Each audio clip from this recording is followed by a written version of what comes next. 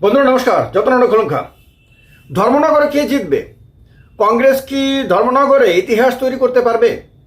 BJP কি আসনটি ধরে রাখতে পারবে? সিপিএম এর যিনি দাঁড়িয়েছেন তিনি তো একসময় ধর্মনগরের এমএলএ ছিলেন, তিনি কি আবারও বিধানসভাতে ফিরে আসতে পারবেন? এবার যে তিনজন ক্যান্ডিডেট প্রচারের আলোয় রয়েছেন তাদের মধ্যে বিজেপির যিনি ক্যান্ডিডেট হয়েছেন তিনি পুরনো বিজেপি, তাকে আমি বহু বছর আগে থেকেই চিনি। কারণ ধর্মনগরে যখন আমি দৈনিক সংবাদের সাংবাদিক হিসেবে ছিলাম তখন তিনি আমার অফিসে আসতেন, ওনার বাড়িতেও আমি গেছি। উনি ধর্মনগরে পুরনো বিজেপির নেতাদের মধ্যে একজন হিসেবে পরিচিত। সুতরাং বিজেপি এবার তাকে টিকিট দিয়ে একটা বার্তা দেওয়ার চেষ্টা করেছে যে এবার পুরনো বিজেপি বা আদি বিজেপি যারা তাদেরকে বিজেপি গুরুত্ব দিচ্ছে, যেটা পশ্চিমবঙ্গের বিধানসভা নির্বাচনের প্রার্থী তালিকাতেও দেখা গেছে। বেশ ভালো সংখ্যক আদি বিজেপির কর্মীদেরকে এবার টিকিট দিয়েছে। তো এই বার্তাটা দেওয়ার চেষ্টা বিজেপি ধর্মনগরেও করেছে। কিন্তু কথা হলো যে বর্তমান কালের যে বিজেপির রাজনীতি, সেই রাজনীতিতে এই আদি বিজেপি নেতা কতটুকু নিজের দক্ষতা প্রমাণ করতে পারবেন সেটা একটা প্রশ্নের মধ্যে রয়েছে। কারণ বর্তমানের বিজেপি মানে অন্ততপক্ষে 2018 পরবর্তী বিজেপিতে যে ধরনের আপনার পেশি শক্তির আস্ফালন, অর্থশক্তির আস্ফালন, তারপর হামসে বড় কন হ্যাঁ, কে কাকে ঠেলে পেছনে ফেলে দেবে, কে কাকে ঠেলে নিজে গিয়ে যাবে ইত্যাদির যে একটা প্রচলন হয়েছে, সেই প্রচলনের মধ্যে নিপাট ভদ্রলোক হিসেবে পরিচিত জহরবাবু কতটুকু বা কি করতে পারবেন এটা নিয়ে কিন্তু একটা সন্দেহ রয়েছে। যদিও এখনো পর্যন্ত যেহেতু বিজেপি রাজ্যের শাসন ক্ষমতায় থাকা রাজনৈতিক দল, বিজেপির কাছে প্রশাসনিক সুযোগ রয়েছে, নির্বাচন কমিশন বিজেপির দূরসম্পর্কের আত্মীয় না, অনেক ঘনিষ্ঠ আত্মীয়র মধ্যেই পড়ে বলে সবাই মনে করে। আর পুলিশ টুলিশ সব কিছুই তো বিজেপির কাছে আছে। বাইক বাহিনী এখন একটু স্তীমিত থাকলেও বাইক বাহিনী তো তারপরেও রয়েছে, মানে বাইক বাহিনীকে এখনো তো অফিসিয়ালি ভেঙে দেওয়ার কোনো ঘোষণা দেওয়া হয়নি। সুতরাং বিজেপির কাছে একটা ব্যবস্থা রয়েছে। আর উপনির্বাচনগুলো রাজ্যে এর আগে বিভিন্ন জায়গায় যখনই হয়েছে তখন সেখানে কীরকম উপনির্বাচন হয়েছিল, কি কায়দায় হয়েছিল, সেগুলি তো আর একেবারে ভুলে যাওয়ার মতন ব্যাপার না। কারণ এরকম না যে 500 বছর আগের ইতিহাস এখন আমাদের মনে থাকবে না, এটাই কয়েক বছরের মধ্যেই হয়েছে। তো সুতরাং ধর্মনগরের উপনির্বাচনে জহরবাবুকে জেতানোর জন্যও বিজেপি তার সর্বশক্তি মানে নানান ধরনের শক্তি, সব ধরনের শক্তি যেগুলি এই রাজ্যের মানুষ খুব ভালো করে জানে, সেগুলিকে কাজে লাগাবে, কোনো সন্দেহ নাই। তাহলে আপনার আলটিমেটলি ওনার জয়ের সম্ভাবনা তো একটা প্রবল রয়েছে। তবে এটা মাথায় রাখতে হবে যে এর আগে যিনি বিধায়ক ছিলেন, যিনি দেহত্যাগ করার কারণে আসনটি শূন্য হয় এবং উপনির্বাচন করতে হচ্ছে, তিনি কিন্তু গত বিধানসভা নির্বাচনে অত্যন্ত কম ভোটের ব্যবধানে বিজয়ী হয়েছিলেন। তার কিন্তু 8%-এর চেয়ে বেশি ভোট কমে গেছিল 2018-র তুলনায়। এবার কথা হলো এই যে জহরবাবুর পরিবারের সঙ্গে প্রাক্তন বা প্রয়াত বিধায়কের যে অনুগামীরা, তাদের একটা মনোমালিন্যের ব্যাপার ছিল। একটা সময় মনে আছে জহরবাবুর স্ত্রীকে শারীরিকভাবে প্রকাশ্যে লাঞ্ছিত করা হয়েছিল। তার ভিডিও আবার দেখছি আমি যে বিভিন্ন জন এই ভিডিওটাকে আবার চালিয়ে দিচ্ছে, যেখানে একেবারে দেখা গেছে যে বিজেপির দুটো গোষ্ঠীর মধ্যে লড়াই, আর ওই ভদ্রমহিলাকে শারীরিকভাবে হেনস্থা করা হচ্ছে এবং তিনি তার বর্ণনা দিতে গিয়ে কেঁদে পর্যন্ত ফেলেছিলেন।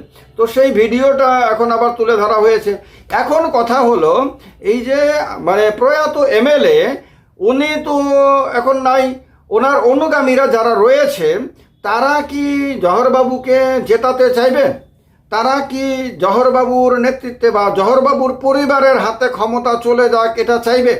তারা কি তাকে জেতানোর জন্য দিনরাত সঠিকভাবে নিষ্ঠার সঙ্গে সততার সঙ্গে পরিশ্রম করবে?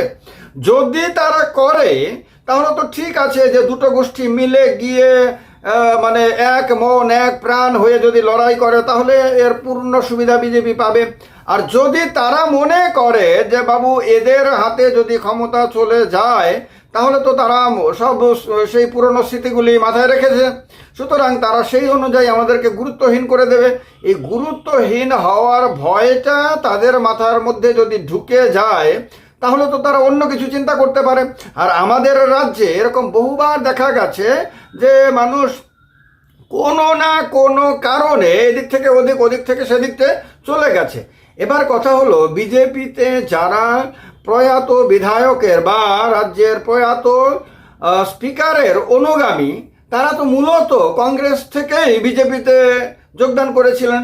মানে 2018 বিধানসভা নির্বাচনের আগে বিভিন্ন সময়ে তারা যোগদান করেছিলেন, অর্থাৎ তারা প্রায় সবাই পুরনো কংগ্রেসই। সুতরাং কংগ্রেস থেকে বিজেপিতে আসার পরে তারা বিজেপিতে নিজেকে অ্যাডজাস্ট করে নিয়েছিল, যেহেতু তাদের নেতা বিজেপিতে ক্ষমতাশালী ছিল। এবার তাদের নেতা যেহেতু নেই, তারা আর সেই ক্ষমতাটা, সেই গুরুত্বটা ভোগ করতে পারবে না। এই কথাটা তাদের মাথার মধ্যে বসে গেলে তারা যদি মনে করে যে তাহলে ভাই আমাদের দলের মধ্যে যিনি প্রতিপক্ষ তাকে কেন জেতাবো, তাকে জেতালে আমাদের কি লাভ, আর ব্যক্তিগত লাভ লোকসানের হিসেবটাই তো বিজেপিতে এখন সবচেয়ে বড় ডোমিনেটিং ফোর্স হলো আমি কি পেলাম, আমি কি পেলাম না, আমার সঙ্গে কে দুর্ব্যবহার করলো, আমার সঙ্গে কে সুব্যবহার করলো, আমি কাকে অনুসরণ করি আর আমাকে কে অনুসরণ করে, এই সমস্ত কিছুর ওপরে নির্ভর করেই তো হিসাবটা হয়। এখানে দলের প্রতি আনুগত্যের 5 পয়সার ভ্যালু নাই। এখানে দলের নীতি আদর্শের সঙ্গে মানে দূরেরও কোনো সম্পর্ক নাই। তো এই রকম একটা অবস্থাতে এরা যদি আপনার যে পুরনো দলের যিনি প্রার্থী হয়েছেন তাকে যদি ভোট দিয়ে দেয়, বা তারা যদি ঘরে বসে যায়, অথবা তারা যদি ভোট না দেয়, অথবা যদি নোটায় ভোট দিয়ে দেয়, তাহলে কি হতে পারে, তাহলে তো হিসেবে গন্ডগোল হয়ে যেতে পারে। আবার এটাও ঠিক যে যিনি কংগ্রেসের ক্যান্ডিডেট হয়েছেন তিনি একটা সময় সিপিএমের নেতা ছিলেন, নগর পঞ্চায়েতের চেয়ারপারসন ছিলেন। আমি তখন ধর্মনগরে দৈনিক সংবাদের সাংবাদিক ছিলাম যখন তিনি সিপিএমের নেতা ছিলেন। তো এই কারণে কংগ্রেস আর সিপিএমের সেই পুরনো দ্বন্দ্বের কারণে যদি বিজেপির ওই লোকরা মনে করে যে ভাই যেহেতু উনি আগে সিপিএমে ছিলেন, এখন তিনি কংগ্রেসে এসেছেন, তাকে ভোট দেব না, তাকে ভোট না দিয়ে ভোটটা অন্য কাউকে দিয়ে দেব, তাহলে আবার হিসাব গন্ডগোল হতে পারে। আর হলো সিপিএমের যিনি ক্যান্ডিডেট হয়েছেন তিনি এমএলএ ছিলেন যখন আমি ধর্মনগরে ছিলাম দায়িত্ব পালনের জন্য সাংবাদিকতার সূত্রে, তখন তিনি বিধায়ক ছিলেন, তাকেও আমি কাছে থেকে দেখেছি অনেকটাই সাংবাদিক হিসেবে। তো ওই সময়ে উনি কিন্তু দোর্দণ্ড প্রতাপ ছিলেন, ওনার কিন্তু তখন বিশাল বড় যুব বাহিনী ছিল ওনার সঙ্গে, জনপ্রিয়তাও তো ডেফিনেটলি ছিল যেহেতু তিনি নির্বাচনে জিতে বিধায়ক হয়েছিলেন। এখন কিন্তু তার সেই জৌলুসটা আর নেই, এখন কিন্তু সেই জনসমর্থন আর তার পেছনে আছে বলে মনে হয় না, যদিও তিনি চেষ্টা করছেন প্রাণপণে ঘুরে দাঁড়ানোর জন্য।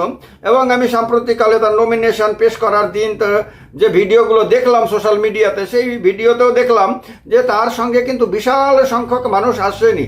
যদিও সিপিএমের মিছিল ধর্মনগরে যেগুলো সোশ্যাল মিডিয়াতে দেখলাম সেগুলো বেশ লম্বা মিছিলই হয়েছে, অর্থাৎ বিভিন্ন জায়গা থেকে মানুষ এসে লম্বা লম্বা মিছিল করছে, মিছিল করবেও। কিন্তু কথা হলো গত বিধানসভা নির্বাচনে কংগ্রেস আর সিপিএম তো জোট বেঁধে লড়াই করেছিল, ফলে কংগ্রেস ক্যান্ডিডেট তো সিপিএমের ভোটগুলো পেয়েছিল। দুটো ভোট একসাথে হওয়ার কারণে উনি ভালো সংখ্যক ভোট পেয়েছিলেন এবং বিরাট চ্যালেঞ্জ দিয়েছিলেন, এবং কংগ্রেসের ভোট 18-র তুলনায় মারাত্মকভাবে বেড়ে যায়। এই রকম সুবিধা তো এবার নেই, যেহেতু এবার সিপিএমের আলাদা ক্যান্ডিডেট, কংগ্রেসের আলাদা ক্যান্ডিডেট, সেহেতু এই ভোটটা তো বিভাজিত হয়ে যাওয়ার কথা।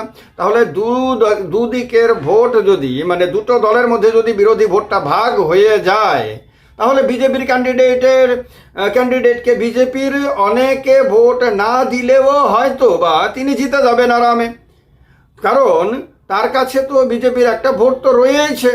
আর শাসন ক্ষমতায় থাকা দলকে অনেক মানুষ ইচ্ছার বিরুদ্ধে ভোট দিয়ে দেয়।